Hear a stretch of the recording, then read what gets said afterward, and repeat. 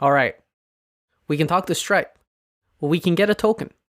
We can even put in information and send it over, right? But it's not built to our standards. We have standards in this code base. We don't just do things, we do them. And so implementing the Stripe integration directly in the component just doesn't feel right. And you can know and hear where I'm leaning towards. Mo, why isn't this a service? And you're right. Why isn't it a service? I messed up. Or rather, I wanted to show you how the integration would look in a simple way before we go and scale it. And even in your day-to-day job, this is something you want to take with you. You want to try things out on a smaller scale before you start expanding it, because the more you expand it, if you can't prove the simple solution, then you won't be able to get the bigger picture going, right? We want to make sure that this library works before we start integrating the 7 different files in which we're going to split it up, right? So that was the main point of it.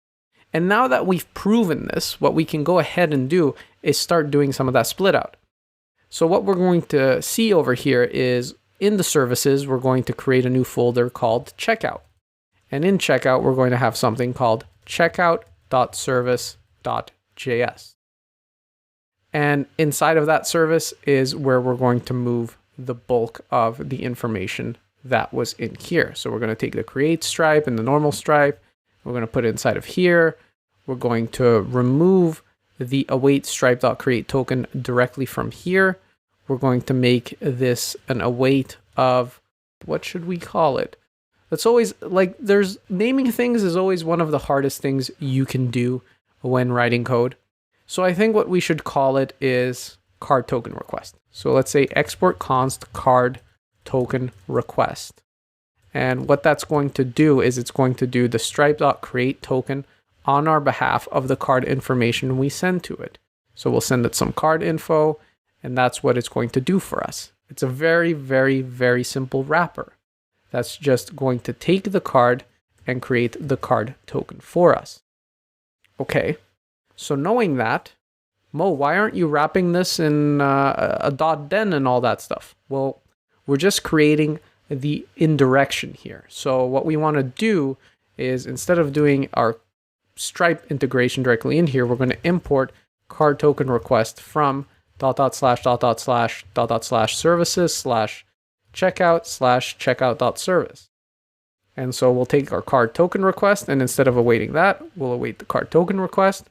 We'll make sure that all of this still works by going into our terminal over here. And then once we do that, what we can see in the checkout is if we fill in a 3, it's true.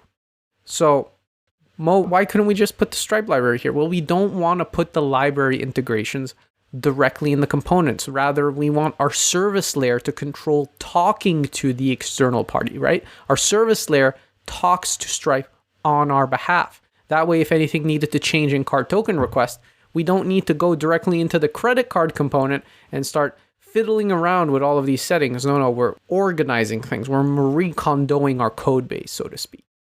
And so with that now, what we can go ahead and do is start integrating the credit card component properly to the information that is on values. And so the first thing is, this is going to be values.number, right? And then we're going to go look and we're going to go see, well, what else is in values? So let's go ahead and disable this for a second. And let's go ahead and take a look at what's on values, right? And so what we can see is that we have an expiry, a type, and a CVC. So we know that CVC is going to be values.cvc. We don't necessarily have a name yet. And that's because the name is going to come externally. That's going to come from somewhere else. So the name is going to come into the credit card input because it's going to be filled in somewhere else. So we're going to default the name for now to Mo. That's what we're going to default it to. And by doing that, now we have 3 of the 5 things. But what we can see here is if we fill in all of this information just really quickly, and you can see it's not accepting this as an input, so it has some credit card validation built into it. If we fill this in, what we can see is that here at the bottom, expiry is a string. but we need two separate parameters. So what we're going to do is values.expiry, and we're going to do a dot split, and we're going to split it on the slash. So then over here, we're going to say const, and we'll say expiry is equal to values.expiry.split. And by doing this, we can now say the month is 0 and the year is 1. Because if we console.log this, right, what we're going to see inside of expiry is actually, we should see these two fields. It was logged above.